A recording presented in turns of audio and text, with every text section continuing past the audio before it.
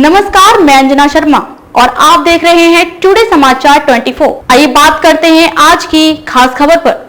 Ajit Pawar BJP में जाएंगे। MVA में फूट की खबरों के बीच संजय राउत के बयान से महाराष्ट्र की सियासत में खलबली। महाराष्ट्र की राजनीति में हलचल मची है। एमवीए में फूट की लगातार खबरें आ रही हैं। एनसीपी के टूटने की अटकलें भी लगाई जा रही हैं। चर्चा है कि अजीत पवार अपने चाचा शरद पवार का साथ छोड़कर बीजेपी में शामिल हो सकते हैं।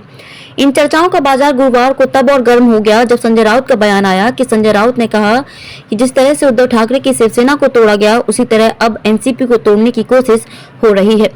एनसीपी नेता विधानसभा में विपक्ष के नेता अजीत पवार की दिशा को लेकर राजनीतिक गलियारों में अटकलों के बीच शिवसेना यूबीटी के सांसद संजय राउत ने गुरुवार को कहा कि शिवसेना के बागियों के साथ किया गया प्रयोग एनसीपी से चल रहा है। शिवसेना जैसा प्रयोग चल रहा है। संजय राउत ने अजीत पवार के एनसीपी से अलग होने की खबरों को लेकर इसके पीछे बीजेपी का हाथ होने का इशारा किया।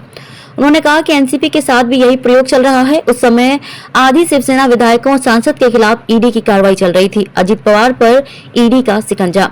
ईडी ने हाल ही में Maharashtra state cooperative bank MSCB घोटाले में पूर्व मुख्यमंत्री अजीत पवार और उनकी पत्नी सुनेत्रा से जुड़ी एक कंपनी के खिलाफ अदालत में चार्जशीट पेश की थी।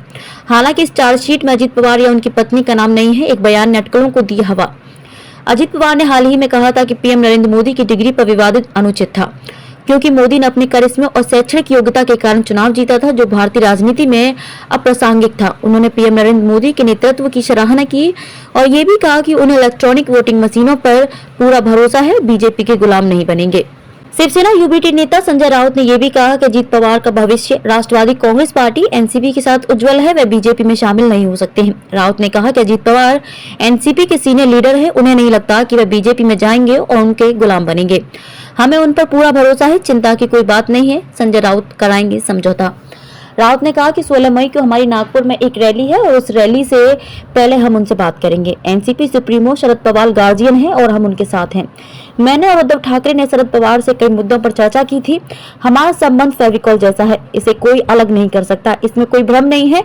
अजीत पवार और पटोले के बीच वाकयुद्ध जारी। वहीं अजीत पवार के भाजपा में शामिल होने के अटकलों के बीच महाराष्ट्र बीजेपी चीफ चंद्रशेखर बावनकुले ने कहा कि उन्हें इसके बारे में कोई जानकारी नहीं है। इस बीच पवार और कांग्रेस के राज्य प्रमुख नाना पटोले के बीच वाकयुद्ध छिड़ गया है। पवार ने कहा कि कई बार पटोले ऐसी बातें कहते हैं जो एमवीए में मतभेद पैदा करती है। अगर उन्हें कोई आपत्ति है तो उन्हें मीडिया में जाने के बजाय इसे जयंत पाटिल या उद्धव ठाकरे के सामने उठाना चाहिए। खबरों में अब तक के लिए बस इतना ही। फिर होगी आपसे मुलाकात ऐसी एक खास खबर के साथ। तब तक के लिए नमस्कार और देखते रहिए टुडे समाचार 24।